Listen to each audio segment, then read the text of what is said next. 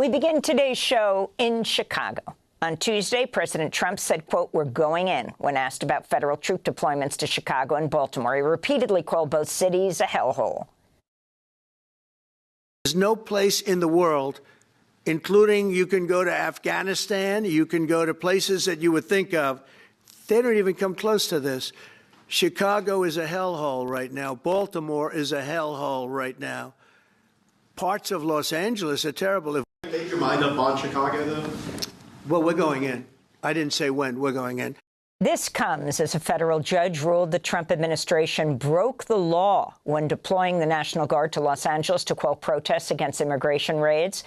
U.S. District Judge Charles Breyer, the brother of retired Justice Breyer, raised concerns the deployments are, quote, "creating a national police force with the president as its chief," unquote. Yesterday, Illinois Governor J.B. Pritzker was joined by Chicago officials when he reiterated his opposition to federal troops in Chicago. In the coming days, we expect to see what has played out in Los Angeles and Washington, D.C., to happen here in Chicago. First, Donald Trump is positioning armed federal agents and staging military vehicles on federal property, such as the Great Lakes Naval Base. Second, unidentifiable agents in unmarked vehicles with masks are planning to raid Latino communities and say they're targeting violent criminals. As we saw in Los Angeles, a very, very small percentage of the individuals they will target will be violent criminals. Instead, you're likely to see videos of them hauling away mothers and fathers, traveling to work or picking up their kids from school. Sometimes they will detain, handcuff, and haul away children. Third, as lawful citizens exercise their First Amendment rights, Trump and his team will be looking for any excuse to put active duty military on our streets, supposedly to protect ICE. We have reason to believe that the Trump administration has already begun staging the Texas National Guard for deployment in Illinois. Illinois Governor J.B. Pritzker said federal agents have already begun staging at a military base near Chicago. He was joined by Chicago Mayor Brandon Johnson. Instead of using militarized ICE agents to terrify our communities here in Chicago, instead of sending in Border Patrol to our city to detain mothers and fathers who have called Chicago their home for decades, working class people who pay their taxes and make our communities stronger, they should direct those resources to taking down gun traffickers so that we can finally put a stop to the violence. If the Chicago Police Department had a fighting chance, we could end gun violence in Chicago. But as long as this president allows hundreds of thousands of guns to come into our city, we will always be fighting an uphill battle. For more, we're joined in Washington, D.C. by Democratic Illinois Congressmember Jesus Chuy García, who represents Chicago.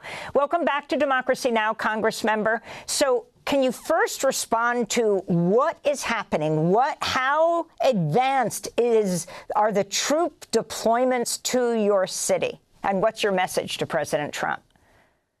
Good morning, Amy and Juan. Glad to join you. Unfortunately, we don't have a whole lot of information about the deployment of both federal agents, or how many of them will be deployed. And then, of course, the even greater fear that the National Guard would be deployed.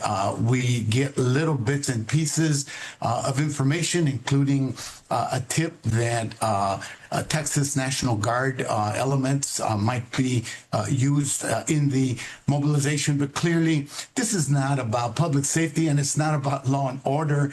It's a show of force meant to intimidate, to create fear, and send troops to occupy cities because people in those cities largely and overwhelmingly oppose Donald Trump and his policies. That's really what's behind this, as well, of course. course, is creating distractions from the Epstein files. There's great fear in the White House that there could be implications for the administration. I think the California redistricting response to the illegal blatant gerrymandering in Texas and the fact that we hosted much of the Texas delegation, and of course the DC mobilization, militarization that also rejects Trump. And as we saw this weekend on Labor Day, on Monday, there have been protests against the Trump policies all over the nation, and those will continue. That's what this is all about, distracting from the fact that the cost of living continues to rise and that people are hurting and that no legislation has been introduced, no policies have been rolled out seeking to control the cost of living and provide relief to the American people. And Congressman, I wanted to ask you on Labor Day. I was at the march that was held where you spoke in Chicago, and many of the immigrant rights activists there were telling me that the people that they're in contact with in their communities, many of them are staying home from work or keeping their kids out of school because of all of these the word that is spreading about this upcoming raids. This Saturday is going to be the Mexican Independence Day parade in Chicago. Your concerns about how the parade might be used by federal agents and even by provocateurs? A great question, Juan. Yes, one of my concerns is that for several years now, it's become quite a tradition where especially young people take to the streets in their cars and their pickups and their vans, and they're waving Mexican flags. They're expressing their Mexican pride and having a good time. And it occurs all over the city of Chicago, including in the downtown part of Chicago. My concern is that such a setting provides a very ripe opportunity for those who want to sow discord, those who want to create clashes, to do so. And of course, there is also a grave concern on my part that this announcement of federal agents and the mobilization of the Guard comes on the eve of that celebration, which is an annual affair. And for example, 26th Street in the Little Village community where I live hosts perhaps the largest Mexican Independence Day parade in the country, where up to 250,000 people have assembled to enjoy this wonderful celebration. And of course, there is concern and fear that these events commemorating Mexican independence will be used to repress, to intimidate, and to try to create clashes so that there's imagery of people fighting with the federal agents, with local police, certainly with National Guard if they were to be deployed. So these are among the concerns that we have, and it certainly seems that they are timed to coincide with this celebration. And I wanted to ask you also, Trump continues to rail against sanctuary cities and threaten to withhold federal funding, but Chicago was the nation's first sanctuary city. Could you talk about that history? Because you were there when it happened. Yes, this year is the 40th year since Chicago's mayor at that time, Harold Washington, issued an executive order because Latinos were being profiled. They were being harassed by immigration agents. Today, they're known as ICE agents, including Puerto Ricans who were stopped and interrogated and asked for their papers. The mayor was really upset about this and issued the executive order, which recognizes immigrants' contributions to Chicago, great, long, rich history of many immigrant groups that have come to Chicago and made it their home. Similarly, the growth of Chicago's Latino community, especially its huge Mexican-American and immigrant communities are very concerned about what is going on. And the city, of course, has reiterated its sanctuary status, its welcoming, immigrant-friendly status, both by codifying the executive order into an ordinance and strengthening it.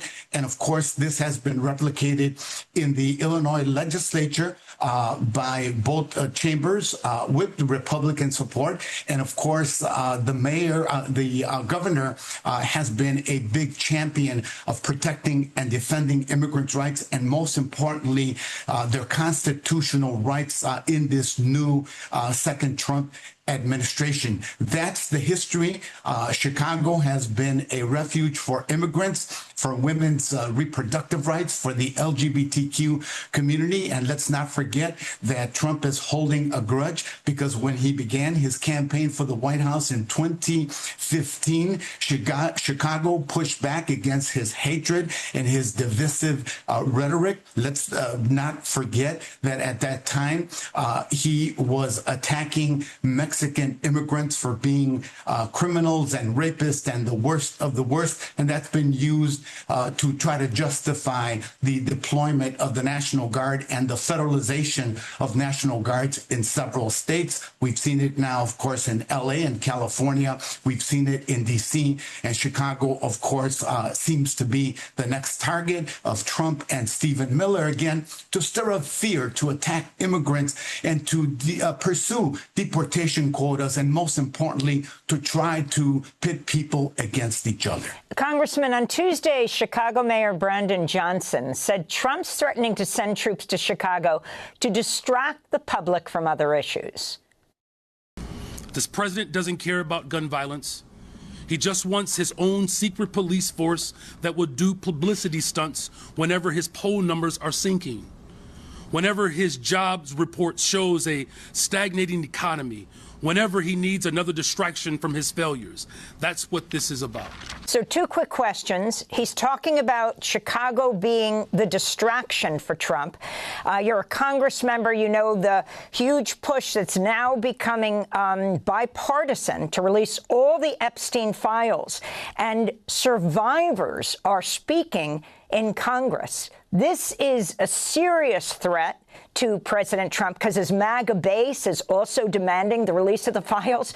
Do you think this push against Chicago and Baltimore and the more dramatic language Trump is using is to distract attention from hearing these survivors of Epstein and call for the release of the files, where we understand he's mentioned a number of times?